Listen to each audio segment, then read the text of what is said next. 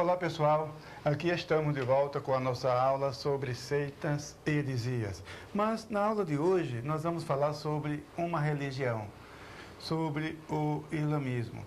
Talvez você não saiba, mas hoje, para cada 6 pessoas que vivem no planeta Terra, veja só, para cada 6 pessoas, 2 são cristãos, 1 muçulmano.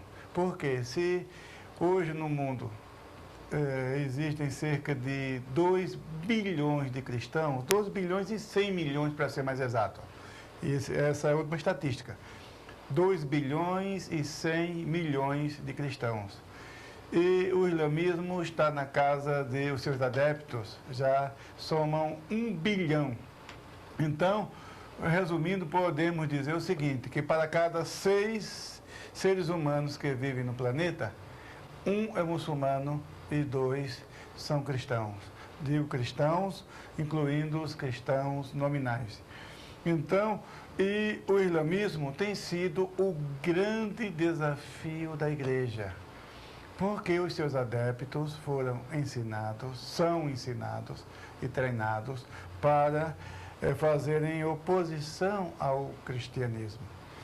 E também a evangelização deles se constitui também num desafio, porque a sociedade islâmica ela tem um sistema diferente da sociedade ocidental. O pensamento coletivo, o pensamento da comunidade tem muito valor, tem muita valia para eles. O pensamento isolado não conta muito. E isso torna-se também uma objeção para um muçulmano tomar uma decisão independente, porque eles nasceram e foram habituados a pensar em conjunto. Então, para tomar uma decisão particular, aceitando o Evangelho, eles têm dificuldade. E, além disso, o islamismo abrange todo um sistema, não é meramente uma religião, mas é um sistema que inclui política, inclui o sistema social, político, judicial, educacional. Então, é um sistema. Então, para evangelizar esse povo, é difícil por causa da sua estrutura social, da maneira como ela é estruturada, da maneira como ela foi montada. Então, para evangelizar esse povo, temos essa dificuldade. Em segundo lugar, porque os países muçulmanos não são países democráticos e não permitem os seus cidadãos se converterem à fé cristã ou qualquer outra religião. Para eles, isso seria uma traição ao Estado ou à sua nação, uma coisa dessa natureza. Eles se aproveitam dos direitos, da liberdade que há nos países democráticos, principalmente do Ocidente. E eles vêm para o Ocidente transmitir a sua mensagem, anunciar a sua doutrina, constroem mesquitas, mas lá eles não permitem. A igreja que mandar um missionário para um país desse vai ter dificuldade e nem sequer aceitam. Então, essa é a realidade dos muçulmanos hoje. Agora, temos aqui alguma coisa para dizer.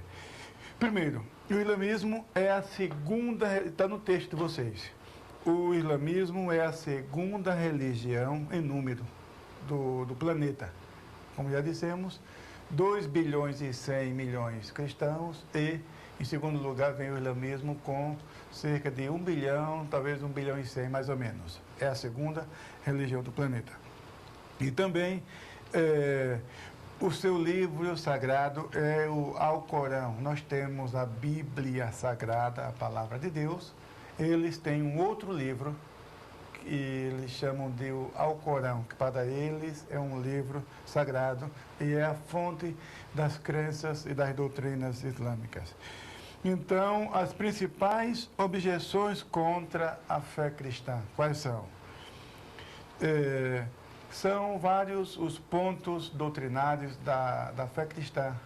Os principais pontos da teologia cristã são combatidos pelos muçulmanos. Mas antes de entrar nesse assunto, vamos primeiro fazer aqui um resumo histórico do fundador e da origem da religião islâmica.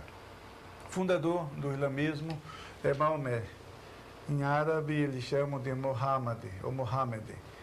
E na língua portuguesa chegou com o nome de Maomé. Nasceu em 570, segundo a maioria, e morreu no ano 634 já da era cristã. E ele nasceu, o seu pai morreu antes mesmo do seu nascimento. Depois que sua mãe faleceu, ele foi criado pelo seu avô. Depois que seu avô morreu, ele foi criado por um tio. Na fase adulta, se casou com uma viúva rica e foi a primeira convertida à fé cristã, foi a sua esposa chamada Khadija. Então, ele, quando tinha 25 anos de idade, foi quando ele se casou, desse casamento nasceram vários filhos, só que um menino morreu e o que sobreviveram foram suas filhas. Agora, aos 40 anos de idade, ele disse que recebeu revelações no monte, e revelações dadas pelo anjo Gabriel, e os muçulmanos creem nisso. E no ano 622, ele foi transferido para Medina. Veja só, ele nasceu em Meca, ele pertencia à tribo dos Coraixitas, e a Arábia Saudita, na época, os árabes na época, eram politeístas, adoravam a vários deuses, e na cidade de Meca havia ali um templo, uma espécie de panteão, onde vários deuses eram adorados ali. E até hoje está ali a Kaaba, a Pedra Negra, que já existia naquela época. O interessante é que Alá, a palavra árabe para Deus, e os muçulmanos se dirigem a Deus, chamando-o de Alá, e também na própria Bíblia árabe. Alá é a palavra árabe para Deus. Então, quando eles fazem menção de Alá, eles estão se referindo a Deus.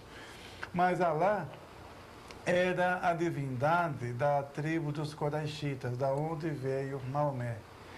E quando ele fundou o islamismo, porque a coluna vertebral do islamismo é o monoteísmo, é a crença em Alá como o único Deus verdadeiro e a crença em Maomé como seu profeta. Isso os muçulmanos professam diariamente. Então, Maomé não foi aceito, as suas pregações, seus discursos não foram aceitos na cidade de Meca, e ele foi obrigado a fugir, indo para Medina. E 10 anos depois, ele volta para Meca com um exército formado de 10.000 homens, convertidos já à fé islâmica, e assim ele conquista Meca.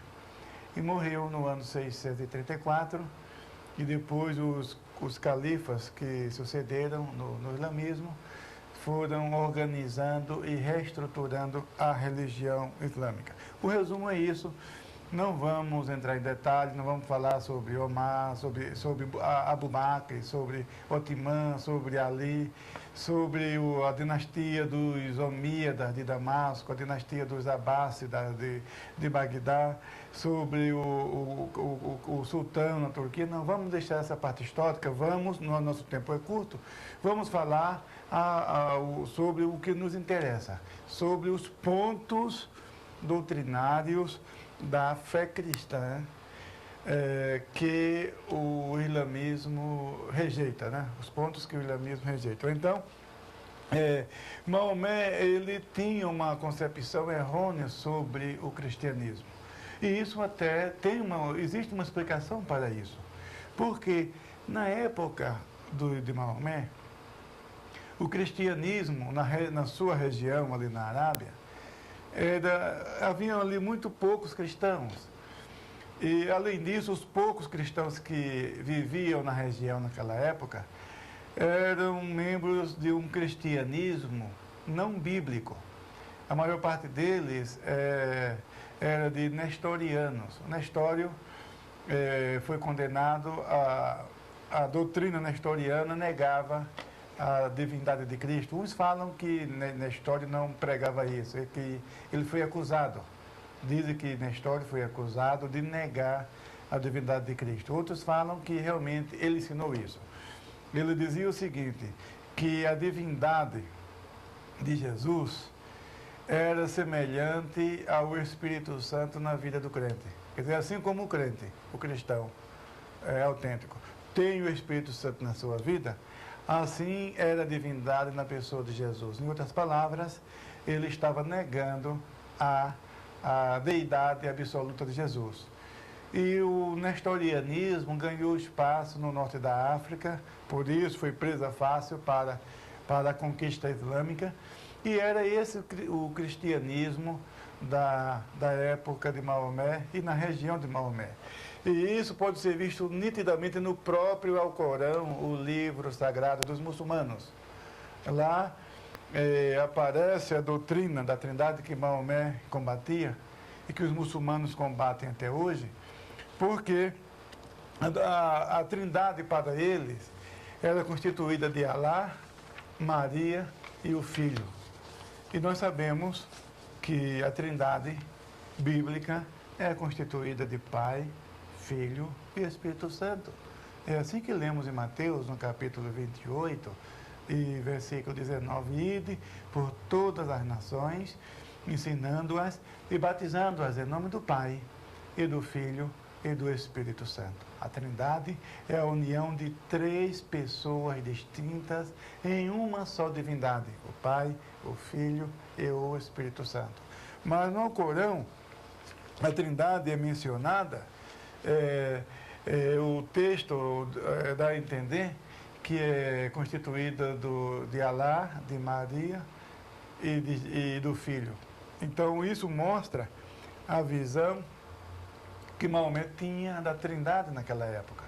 E é claro que, nesse particular, concordamos com ele sim, porque nenhum cristão no planeta, nenhum cristão na face da Terra, crê e nem admite que a Trindade seja constituída de Pai, Maria e Filho. Não, a Trindade é o Pai, o Filho e o Espírito Santo. Então, se Maomé criticava a Trindade na época, porque pensava que a Trindade era constituída de Pai, Maria e o Filho, nós também não concordamos com essa crença. Nós concordamos com Maomé nesse sentido, porque a Trindade não é constituída de Pai, Maria e o Filho. A Trindade é constituída de Pai, Filho e Espírito Santo. Então, a Trindade, ela existe, é uma doutrina bíblica, uma doutrina verdadeira, mas os muçulmanos rejeitam tanto uma coisa como outra. Tanto a Trindade mencionada no livro deles, o Alcorão, e pregada por Maomé, Alá, Maria e o Filho, como também a Trindade bíblica, o Pai, o Filho e o Espírito Santo. De qualquer forma, a Trindade é negada pela religião islâmica, porque tem um conceito diferente.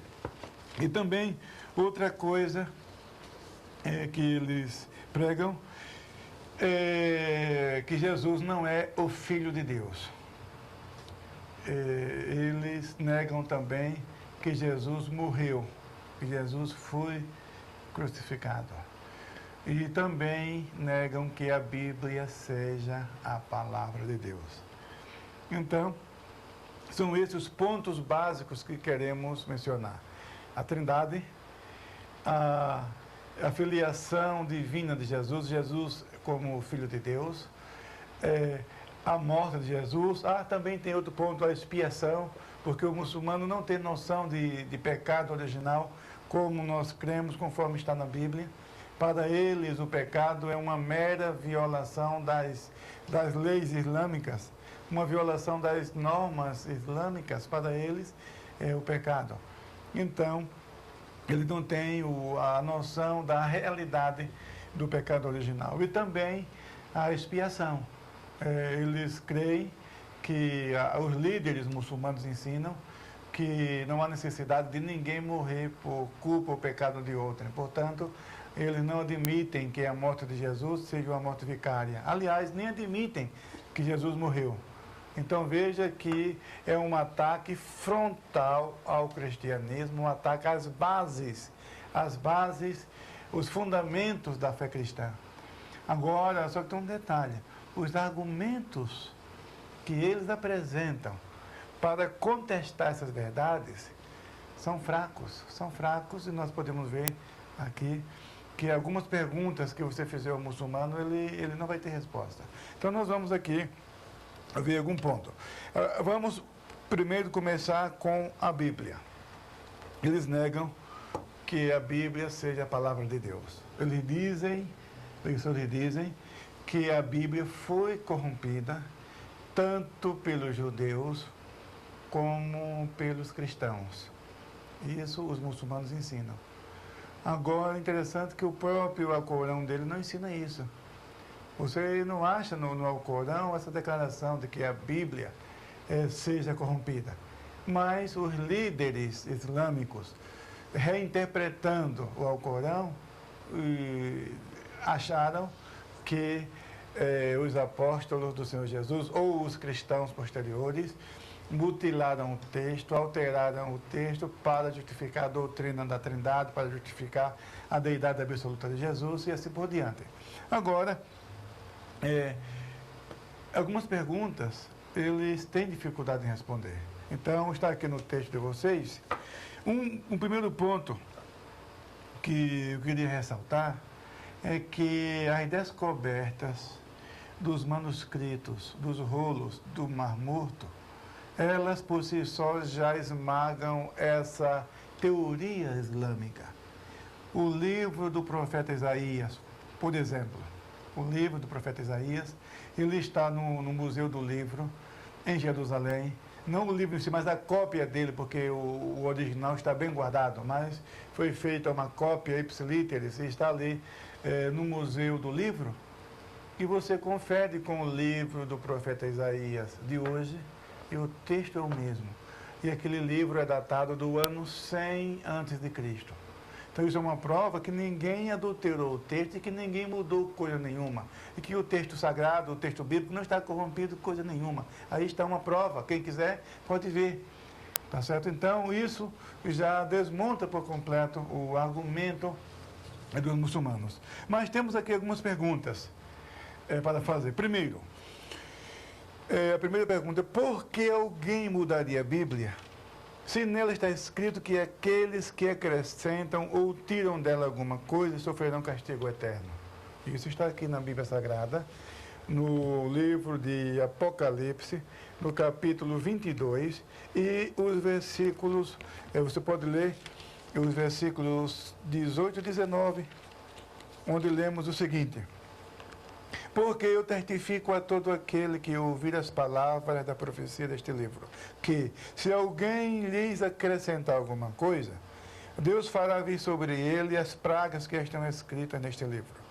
E se alguém tirar quaisquer palavras do livro desta profecia, Deus tirará a sua parte da árvore da vida e da cidade santa, que estão escritas neste livro. Portanto, por que alguém ousaria mudar este livro? Pergunte isto para o muçulmano. Pergunta número 2. Está no seu texto, você pode acompanhar.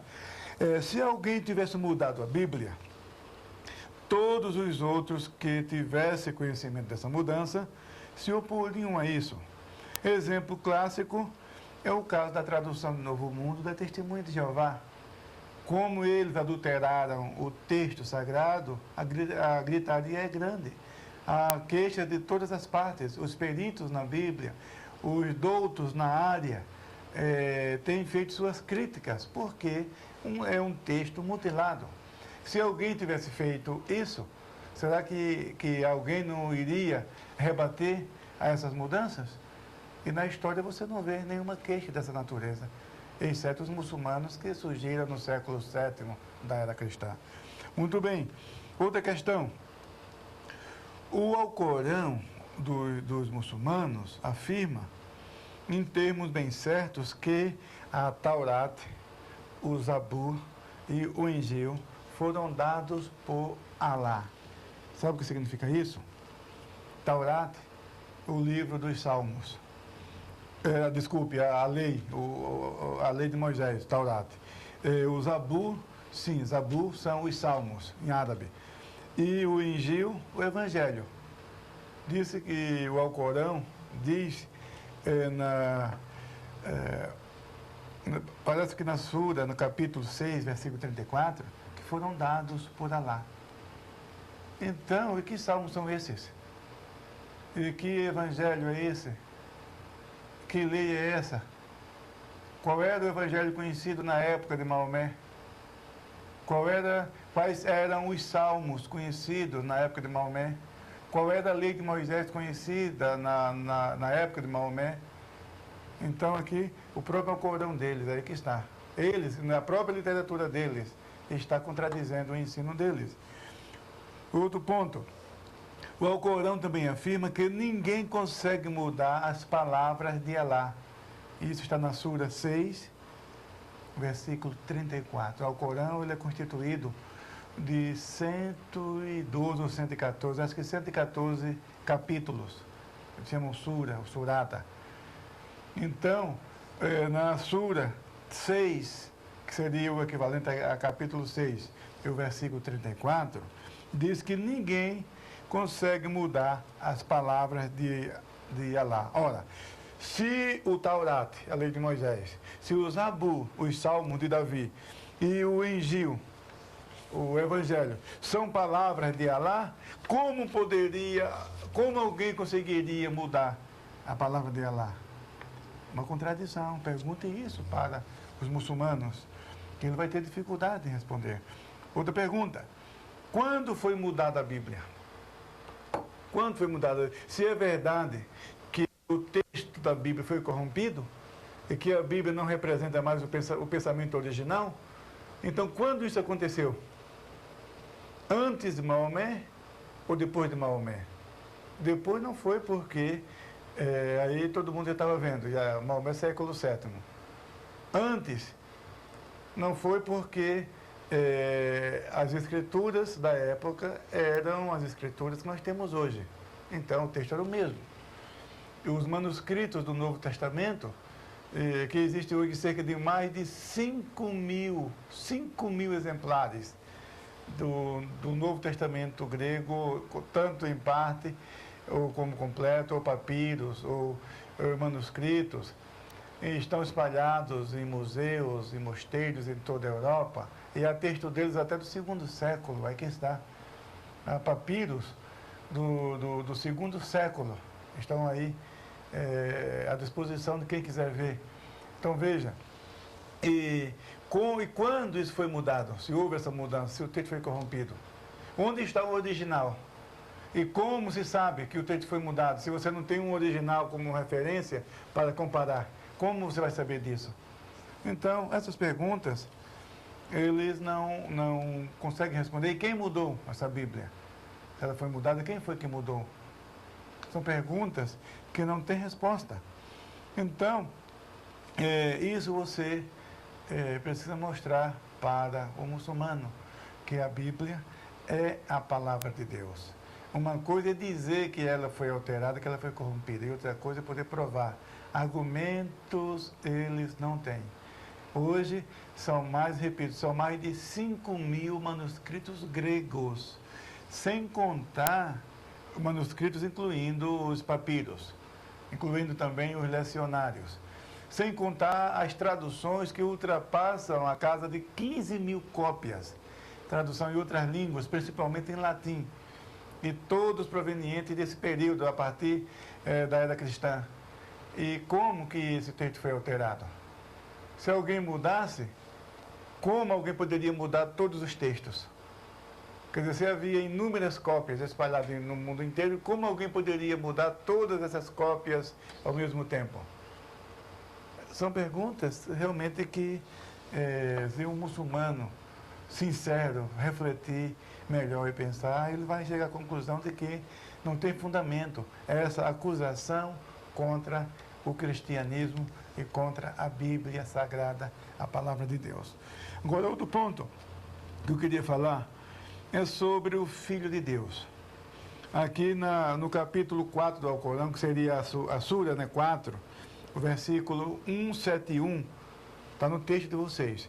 E também no capítulo 5, ou Sura 5, versículos 72 173, ali fala realmente contra a Trindade e, como já disse, dá a entender uma Trindade constituída de Alá, Maria e o Filho, que já explicamos por que Maomé pensava dessa forma e que nenhum cristão crê nisso, nenhum cristão admite que a Trindade seja isso que os muçulmanos falam. Mas uma coisa interessante é quando você fala, veja só, eles respeitam Jesus, bem entendido, os muçulmanos, e isso todo mundo precisa saber, eles têm temor de Deus, eles não são pagãos, veja só, eles professam o monoteísmo, a sua crença é uma crença em um só Deus, eles têm temor de Deus, ele respeita o Senhor Jesus. Agora, o conceito que eles têm do Senhor Jesus, o Jesus dele é o Jesus do Alcorão, não é o Jesus da Bíblia. E o Jesus do Alcorão é diferente, é outro. Agora, veja só, a Bíblia e o Alcorão, nós temos a Bíblia, eles têm o Alcorão. A Bíblia e o Alcorão não ensinam a mesma mensagem. É bom que isso fique claro. Aliás, um se opõe ao outro. A Bíblia se opõe ao Alcorão e o Alcorão se opõe à Bíblia. Conclusão, os dois não podem ao mesmo tempo ter uma mesma origem. Os dois não podem ao mesmo tempo ser a palavra de Deus. Ou um ou outro está errado nesse negócio.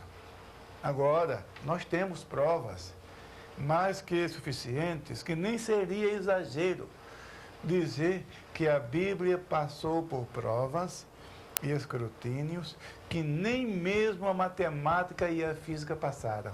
E a Bíblia está aí, continua de pé, a palavra de Deus, livro inspirado por Deus, as suas profecias, aí que está. Mostra uma profecia no Alcorão que eu quero ver, mostra.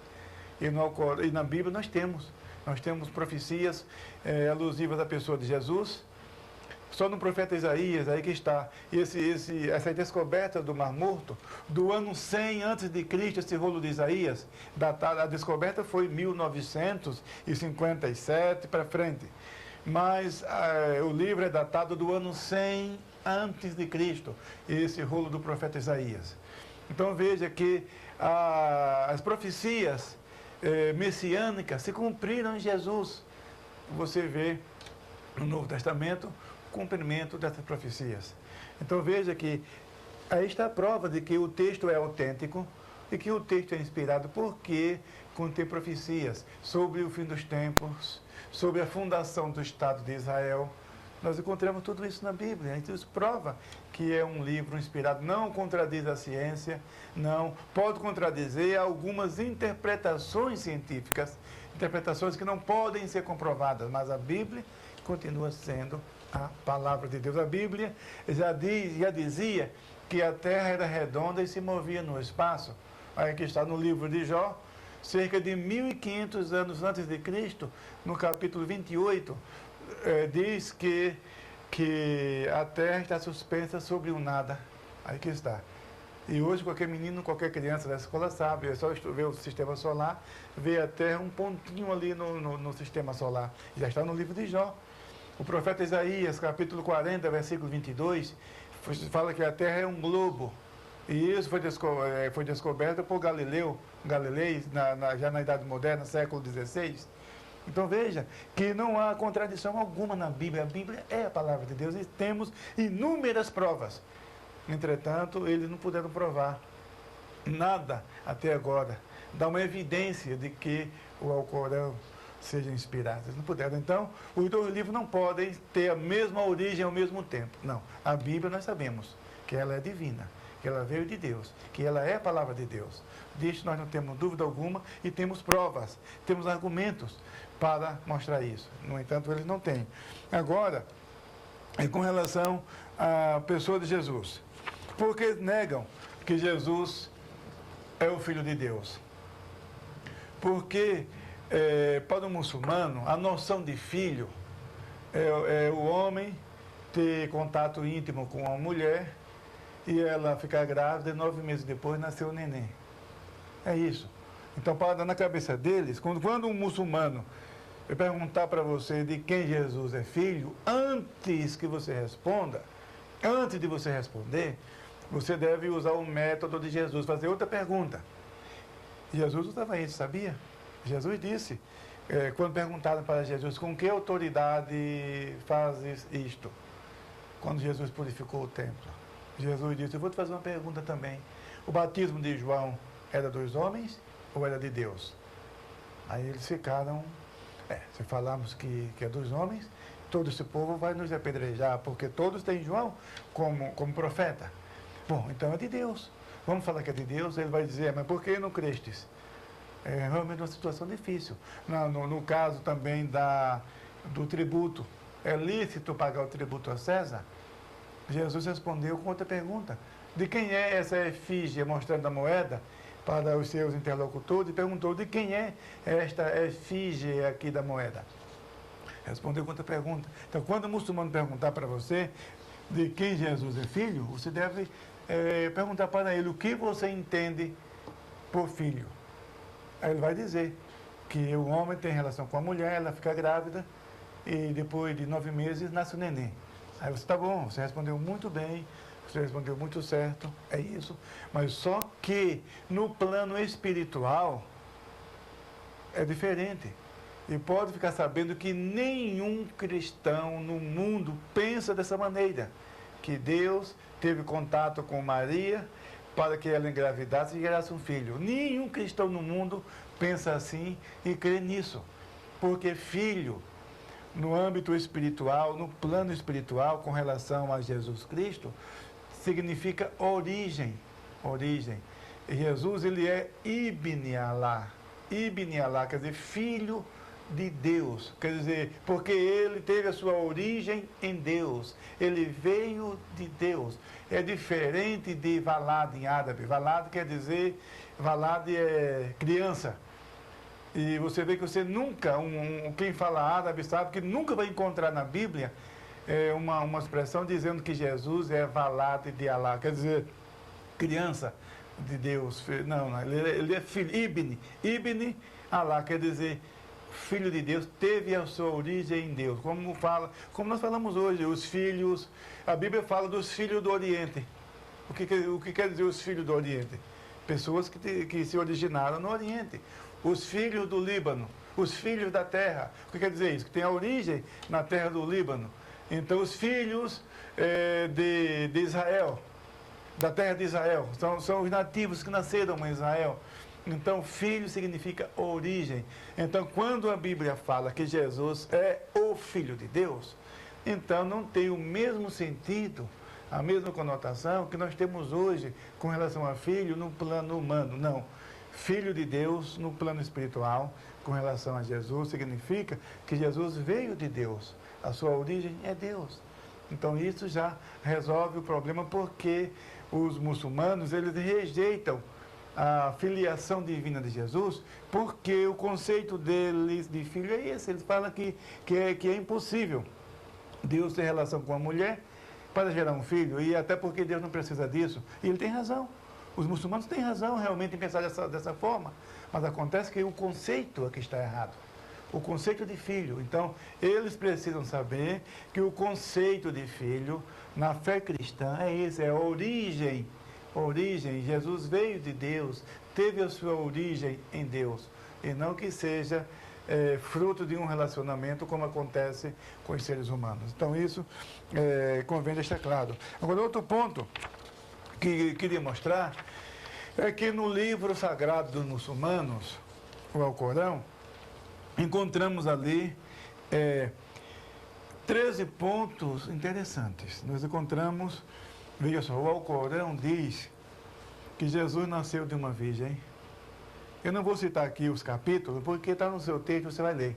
É só pegar o seu livro, você vai encontrar as referências. Mas o livro sagrado dos muçulmanos, lá mesmo contrariando a divindade de Jesus, mesmo colocando, veja só, os muçulmanos dizem que Maomé está acima de Jesus. Eles dizem que Jesus é um profeta, um grande profeta, eles têm respeito pela pessoa de Jesus, isso aí ninguém pode questionar, E todas as vezes que o Alcorão faz menção de Jesus, fala de maneira positiva, eles têm respeito por Jesus. Agora, como eu já disse, o conceito que eles têm de Jesus não é o conceito bíblico, porque eles dizem que Jesus não é Deus, que não existe a Trindade, que Jesus não é o Filho de Deus, e dizem que Maomé é a essência dos profetas, é o último dos profetas e, portanto, é superior a Jesus. O erro está nisso, à luz da Bíblia. Veja só, a Bíblia não concorda com esses ensinos dos muçulmanos, mas mesmo assim, no Alcorão, alguém catalogou 13 pontos interessantes. Primeiro, o Alcorão reconhece que Jesus nasceu de uma virgem, que ele era santo e perfeito, que ele é o Messias, que ele é a palavra de Deus, que é um espírito vindo de Deus, que ele criou vida, ele curou os doentes, ele ressuscitou os mortos, veio com sinais claros, ele é um sinal para toda a humanidade, ele é ilustre neste mundo e no além, ele foi levado ao céu e ele voltará para o julgamento. Então veja só, o Alcorão fala tudo isso de Jesus. Agora eu pergunto, qual o homem na terra, incluindo o próprio profeta deles, Maomé, apresenta pelo menos 3 dessas 13 qualidades? Qual? Nenhum. Nenhum. Essa é a resposta. Nenhum apresenta 3 dessas 13 qualidades. Outra coisa, uma moça em Punjab, no Paquistão, muçulmana, nasceu muçulmana, lendo o Alcorão, ela leu no capítulo 19, na Sura 19, nos versículos 32 a 35 mais ou menos, lá diz que Jesus purificou leprosos, curou enfermos. Então ela queria ver também se Maomé curou enfermo, ou se podia curar enfermo. Leu todo o Alcorão e não viu em nenhum lugar uma passagem que dissesse que Maomé podia curar enfermo. Aí o que ela fez? Ela havia nascido paralítica. Ela orou e pediu para que Jesus a curasse, e Jesus a curou. Então você pode ler isso num livro intitulado O Véu Rasgado. O véu rasgado é o testemunho dessa moça que foi curada. Então veja que o profeta, que eles falam que é superior a Jesus, não curou ninguém. E Jesus curou no passado, curou ao longo da história e cura ainda hoje, porque ele é vivo, ele sobreviveu à morte. Então, nós essas afirmações mostram realmente que Jesus é singular e que ninguém é igual ao Senhor Jesus. Quem é quem na Bíblia Sagrada? É uma enciclopédia completa com mais de 2.000 referências em ordem alfabética de todos os personagens da Bíblia. Quem é quem na Bíblia Sagrada?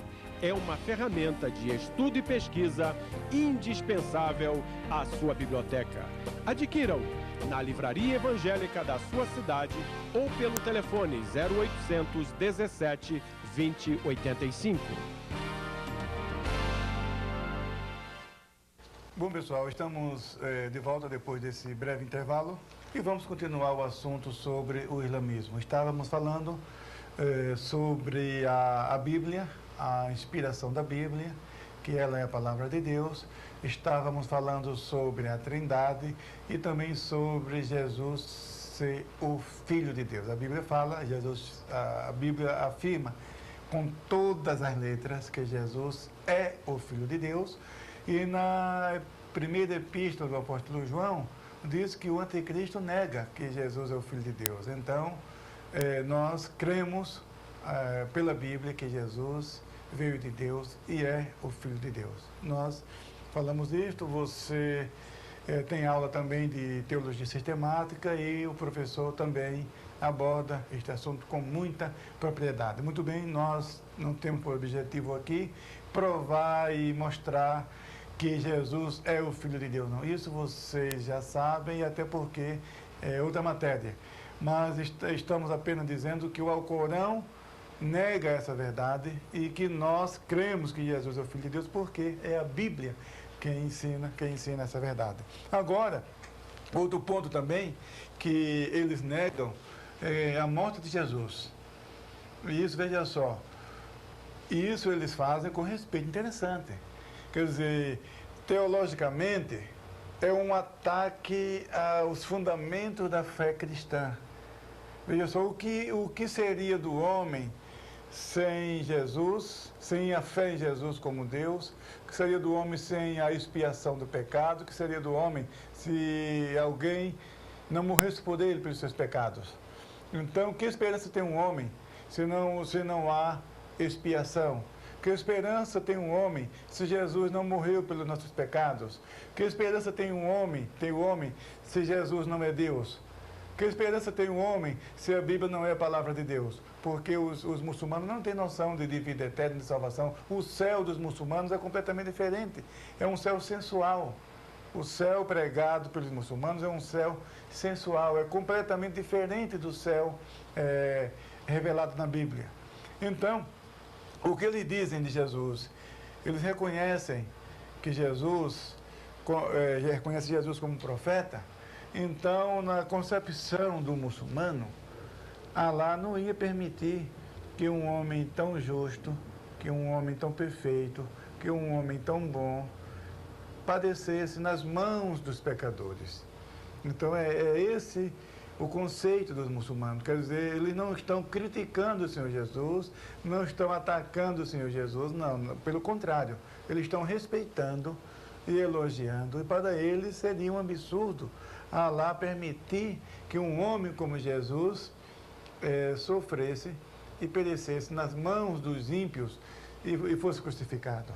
Então, é esse o conceito. Mas só que esse conceito, embora cheio de boas intenções, mas, por outro lado, há uma tentativa de neutralizar a eficácia da redenção de nossos pecados, da expiação de nossos pecados realizada na cruz do Calvário. Então, é isso. Agora, veja que a Bíblia, desde o Antigo Testamento, fala em termos de profecia, não só de profecia, mas também ilustrações, figuras, o culto judaico, o tabernáculo, tudo aponta para a morte de Jesus. Aí que está o profeta Isaías, no capítulo 53, fala da sua morte, o Salmo 22 fala da sua morte. Então veja que são profecias, aí que está a primeira profecia messiânica, na queda de Adão, aí que está. O muçulmano conhece essa história, não somente conhece como crê, a história de Adão e Eva, a serpente. Os muçulmanos conhecem essa história e creem nessa história. E lá Deus falou para a serpente, que a semente da mulher, aí que está, a semente da mulher. Por quê? Porque Jesus, porque não fala da semente do casal, a semente de um homem e de uma mulher. Aí que está, e o muçulmano crê nisso, que Jesus ia nascer de uma mulher. Aí que está. E diz o texto sagrado que a serpente ia ferir o calcanhar, uma referência à morte de Jesus. Um outro exemplo, o sacrifício do filho de Abraão. Eles dizem que Abraão foi oferecer Ismael. A Bíblia diz que foi Isaac. Mas não vamos entrar nessas questões, vamos deixar isso à parte. Vamos falar do filho de Abraão. Então, o filho de Abraão, que Abraão foi sacrificar, aí que está, era um símbolo da morte de Jesus. Aí que está, e os muçulmanos creem nisso, creem nesse sacrifício que Abraão foi levar o seu filho, embora eles digam que seja Ismael. A Bíblia diz que foi Isaac, a Bíblia é a palavra de Deus, nós ficamos com a palavra de Deus. Então, aponta também para a morte de Jesus, o sacrifício no culto do tabernáculo. Aí que está o sacrifício, o altar, as 4 pontas do altar, que o sacerdote vinha e colocava sangue nas pontas do altar. São justamente os 4 pontos da cruz, sangue, pela coroa de espinho vertia sangue no alto da cruz, a mão direita, a mão esquerda, nos extremos da cruz, e os pés, quer dizer, 4 pontos da cruz com mancha de sangue, justamente as 4 pontas do altar. Então você vê que a Bíblia toda fala em termos de profecias, em termos diretos, em termos de ilustrações e de figuras da morte de Jesus. Os historiadores, meu Deus do céu, veja, até os historiadores, Flávio Joséfo, historiador judeu, faz menção da morte de Jesus. Plínio, historiador romano, também faz menção da morte de Jesus. Agora dizer que Jesus não morreu, baseado em quê? Baseado em quê? E o próprio interessante, o Alcorão dos muçulmanos o Alcorão fala que Jesus não morreu. Jesus não foi crucificado. É isso que ele diz. Mas só que no capítulo 19, ou Sura 19, nos versículos 32 a 34, 35 mais ou menos, ela faz menção da morte de Jesus. E aí, como explicar isso? Ela faz menção da morte de Jesus. Então, como eles negam que Jesus não morreu? Não tem fundamento. Então, nós temos base bíblica, em termos de profecia, temos prova da história. Os evangelhos, todos os 4 evangelhos falam de maneira direta e explícita e com abundância e com riquezas de detalhes dessa morte de Jesus.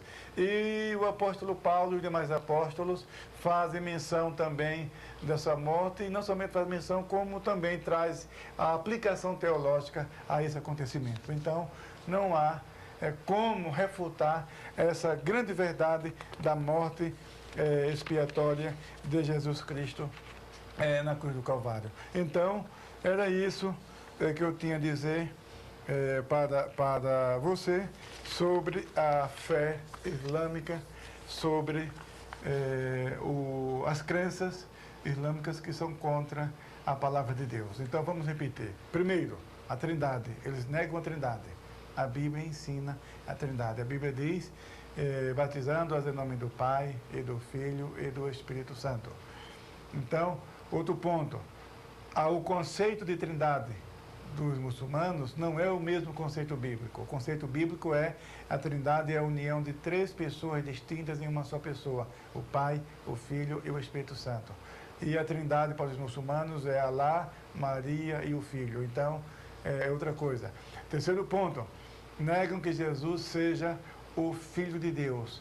E a Bíblia diz com todas as letras que Jesus é o Filho de Deus. No batismo de Jesus, em Mateus capítulo 3, quando Jesus saía das águas, o Espírito Santo descia sobre ele em forma de uma pomba, e uma voz dizia do céu: "Este é o meu Filho amado, em quem me comprazo." E isso também aconteceu no Monte da Transfiguração. Jesus estava ali no monte, com 3 dos seus apóstolos, Pedro, João e Tiago, e diz o texto sagrado que apareceram Elias e Moisés. Então veja só, se a vida de Jesus, o ministério de Jesus, encontramos na vida de Jesus o testemunho da lei dos profetas, isto é, do Antigo Testamento, encontramos nessa passagem em Mateus 17, da transfiguração de Jesus, Moisés e Elias vindo pessoalmente ratificar e sancionar o ministério de Jesus. E ali também no monte, a voz veio do céu: "Este é o meu Filho amado." Aí ele ouvia. Então veja, Jesus é o Filho de Deus. E toda a Bíblia, desde o Antigo Testamento, aí que está, no próprio profeta Isaías. No profeta Isaías, capítulo 9, versículo 6, um menino se nasceu e um filho se nos deu. Aí que está. Então Jesus é o Filho de Deus. Então, não há como refutar essa grande verdade. Outra coisa também, a divindade absoluta de Jesus está no Antigo Testamento e está também no Novo Testamento. No princípio era o Verbo, e o Verbo estava com Deus, e o Verbo era Deus. João capítulo 1, versículo 1. Então Jesus é Deus. A morte de Jesus, um fato histórico, está registrado na Bíblia, está registrado na história, e essa morte é vicária. Jesus morreu em nosso lugar. Jesus morreu pelos nossos pecados. 1 Coríntios, capítulo 15 e versículo 3, nós lemos que Jesus morreu pelos nossos pecados. Olha aqui, capítulo 15 e o versículo 3. "Porque primeiramente eu vos entreguei o que também recebi, que Cristo Jesus morreu por nossos pecados, segundo as Escrituras." Então Jesus morreu, e morreu pelos nossos pecados. Então, quanto à ressurreição de Jesus, os muçulmanos negam, porque se eles negam que Jesus morreu, então eles não podem confirmar a ressurreição. Mas eles admitem que Jesus foi para o céu. Olha só que nós cremos, à luz da Bíblia, que Jesus morreu e foi ressuscitado. E por isso ele está vivo. Então o cristianismo é a única religião do planeta cujo fundador está vivo. Jesus Cristo, nosso Senhor. Amém? Que Deus te abençoe ricamente, em nome de Jesus. Amém.